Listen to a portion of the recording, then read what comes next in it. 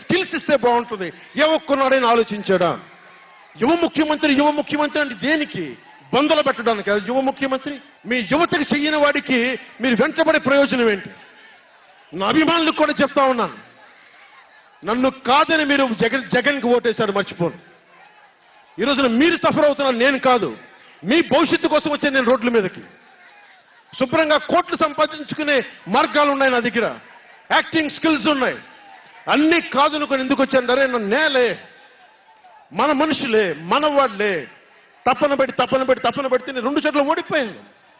2 చోట్ల బాధ లేదు, నిలబడ్డా. 2 చోట్ల ఓటమి బాధ మీకు ఎలా ఉంటుందో తెలుసా? ఒక ఎగ్జామ్ పోతే మీకు బాధ ఎలా ఉంటుందో విద్యార్థికి తెలుసు.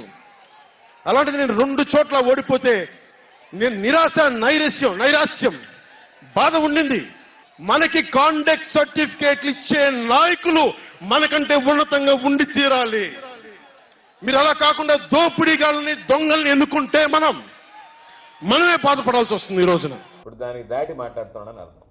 పిచ్చి ఉన్మాదం దాటినటువంటి వాడు. ఎందుకంటే జనం ఎప్పుడైతే రాలేదో పాపం అది ఫ్రస్ట్రేషన్లోకి వెళ్ళిపోయాడు. ఏం మాట్లాడాలో కూడా అర్థం కాకుండా పిచ్చిగా పిచ్చిగా ఒక స్థాయికి తగ్గట్టుగా ప్రవర్తించకుండా, అంటే నిన్న ఒక సందేశం ఇచ్చి వెళ్ళాడు, నేను పిచ్చోడిని, నాకు మీరు ఓట్లు ఇవ్వకండి, నన్ను నమ్మి మీరు నడవబాకండి అని చెప్పి. అది దాని సందేశం. ఆయన మాటల యొక్క అర్థం ఏంటంటే, నేను నాయకుడిని కాదు, నేను పిచ్చోడిని, కాబట్టి ఇటువంటి పిచ్చోడిని నమ్మి మీరు ఎవరైనా ఓట్లు వేస్తారో వేయబాకండి అనేటువంటి ఆ సందేశాన్ని ఇవ్వడానికి వచ్చినట్టుకున్నాడు చంద్రబాబు నాయుడు. పాపం ఆయన ఏదో ఓట్లు ఈయనకి ట్రాన్స్ఫర్ చేయిస్తాడని అక్కడ గోదావరి జిల్లాలో సమావేశం పెడితే, మీరు నన్ను నమ్మి ఇతనికి ఓట్లు వేయబడలేదు అనేటువంటి ఆ సందేశం ఇవ్వడానికి వచ్చినట్టుగా పిచ్చిగా మాట్లాడిపోయాడు తప్ప, అతను మాట్లాడేటువంటి మాటలు, స్థాయి లేనటువంటి వ్యక్తులు మాట్లాడేటువంటి మాటలు అసలు పట్టించుకోవాల్సినటువంటి అవసరం లేదు. స్థాయే లేనటువంటి వాడి గురించి అసలు మనం మాట్లాడిన దండగా. చంద్రబాబు నాయుడు ఇప్పుడు ఏదో చెప్తున్నాడు, నేను వామనావతారం ఎత్తున వస్తాను. వామనావతారం అని నువ్వు దొక్కేది, నేను చంద్రబాబు నాయుడు దొక్కి వదిలిపెట్టాడు. వామనావతారం ఎత్తి కింద కళ దొక్కిపరిచాడు, నిన్ను నొక్కాడు.